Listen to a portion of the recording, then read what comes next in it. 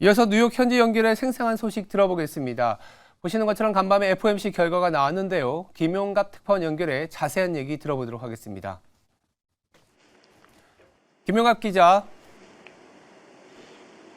네, 안녕하세요. 네, 안녕하세요. FOMC 결과 그리고 연준 의장이죠. 파월 연준 의장의 주요 기자회견 발언 전해주시죠. 네, 미 연방준비제도가 올해 마지막 연방공개시장위원회 정례회의에서 만장일치로 기준금리를 동결했습니다. 미국의 기준금리는 22년 만에 가장 높은 수준인 5.25에서 5.5%로 유지됐습니다. 연준은 지난 7월에 기준금리를 인상한 이후 이번 회의까지 총 3차례 연속해서 동결에 나섰습니다. 다음 회의가 내년 1월 말에 예정된 점을 고려하면 미국의 기준금리는 사실상 6개월간 동결이 유지되는 셈입니다. 그동안 시장에서는 연준의 12월 기준금리 동결을 기정사실로 받아들여 왔습니다. 시카고 상품거래소 패드워치에 따르면 연준이 오늘 금리를 동결할 가능성은 98%로 점쳐져 왔습니다. 즉 이번 회의에서 동결 여부보다 내년 금리 인하 전망과 관련해서 어떤 시사점이 나올지에 주목해 왔습니다. 일단 연준의 성명서에서는 경제에 대한 평가가 달라졌습니다. 앞선 성명서에서는 경제가 확장되고 있다고 평가를 했지만 이번 성명서에서는 최근 지표에 따르면 경제가 둔화되고 있다고 평가를 했습니다. 미국의 경제가 4분기에 둔화하고 있다고 본 겁니다. 또 최대 관심사 가운데 하나였던 연준 위원들의 금리 전망을 담은 점도표에서 공격적인 변화가 드러났습니다. 지난 9월에 발표됐던 앞선 점도표를 보면 내년 말 기준금리의 중앙값은 5.125%입니다. 현재 금리와 비교하면 그러니까 단 한 차례의 금리 인하를 전망한 셈이었습니다. 그런데 이번에 발표된 점도표에서는 내년에 최소 3차례의 금리 인하를 예고했습니다. 연준은 점도표를 통해서 내년 말 금리 수준을 연 4.6%로 예상했습니다. 지난 점도표와 비교해서 0.5%포인트를 더 낮춰 잡았습니다. 즉 내년 연말까지 한 차례 정도의 기준금리 인하가 예상됐으나 이번 회의를 통해서 2번이 더 추가돼 총 3번의 기준금리 인하를 할 수 있다는 입장인 겁니다. 제롬 파월 미 연준 의장은 이날 기자회견에서 기준금리 추가 인상의 필요성과 관련해서 발언을 내나 주목을 받았는데요. 파월 의장은 기준금리가 고점에 도달했거나 그 근처에 도달했다고 생각한다 이렇게 말했습니다. 연준의 금리 인상이 사실상 마무리됐다고 해석할 수 있는 부분입니다. 물론 그러면서 파월은 2% 인플레이션 달성까지 지속적인 진전을 장담할 수 없고 또 추가적인 인상 가능성을 배제할 수 없다면서 이 가능성을 열어두기는 했습니다. 또 인플레이션과의 전쟁에서 승리를 선언하기에는 이르다고 평가하기도 했습니다. 파월 의장은 이처럼 신중한 모습을 보였지만 시장에서는 내년 3차례 금리 인하 등을 이유로 이번 회의 결과를 비둘기파적인 모습으로 연준이 바뀌었다 이렇게 해석을 하고 있습니다. 연준의 이 같은 결정 이후 다우지수는 400포인트 이상 상승하면서 역대 최고치인 37,000선을 넘어섰습니다.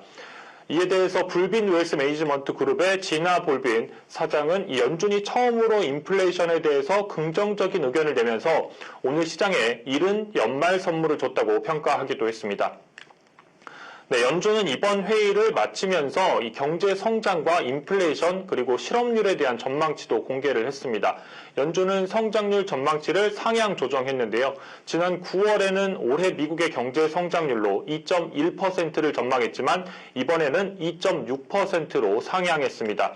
다만 내년 경제 성장률은 1.5%에서 1.4%로 소폭 낮춰 잡았습니다. 물가도 더 잡혀갈 것으로 봤는데요. 올해 근원 개인 소비 지출 PCE 전망치는 당초 3.7%로 봤지만 3.2%로 하향 조정했습니다. 실업률 전망치는 지난 9월과 동일하게 올해는 3.8%, 내년에는 4.1%로 유지했습니다. 즉 올해 경제 성장률은 예상보다 좋지만 물가는 잡히고 또 고용시장은 크게 악화되지 않는 상황을 예상한 겁니다. 네, 미국 연준이 이 동결과 내년 3번의 금리 인하를 시사한 점은 바로 인플레이션 때문입니다. 최근에 미국의 소비자 물가, 나아가 생산자 물가에 관련된 내용도 전해주시죠. 네, 이제 오늘 생산자 물가 지수가 발표가 됐는데요. 미국의 도매 물가격인 생산자 물가도 둔화세를 보인 것으로 나타났습니다. 생산자 물가는 시차를 두고 최종 소비재 가격에 반영되기 때문에 소비자 물가에도 영향을 미치게 됩니다. 즉 소비자 물가의 선행 지표라고 볼 수 있는 생산자 물가가 둔화된 겁니다. 미 노동부에 따르면 11월 생산자 물가지수 PPI는 지난해 같은 기간과 대비해서 0.9% 상승했습니다. 이는 지난 7월 0.3% 상승 이후 가장 낮은 상승입니다. 지난해 3월만 해도 PPI는 11.5% 상승을 기록하면서 역대 최고치를 기록하기도 했으나 이를 정점으로 둔화세를 이어가고 있습니다. 11월 PPI를 직전월과 비교해서는 0.1% 상승할 것이라고 시장은 전망을 했는데 실제로는 이와 달리 전월과 같은 수준을 나타냈습니다. 변동성이 큰 에너지와 식품을 제외한 근원 PPI도 둔화세가 확인됐습니다. 근원 PPI는 지난해 같은 기간 대비해서 2.5% 상승했습니다. 이는 지난 2021년 2월 2.3%를 기록한 이후 2년 9개월 만에 가장 낮은 상승입니다. 전월 대비로는 0.1% 상승해서 전문가 전망치였던 0.2%에 미치지 못했습니다. 구체적으로 물가 둔화에 기여한 품목을 보면 에너지 가격이 전월 대비해서 1.2% 하락하면서 생산자 물가 둔화에 기여했습니다.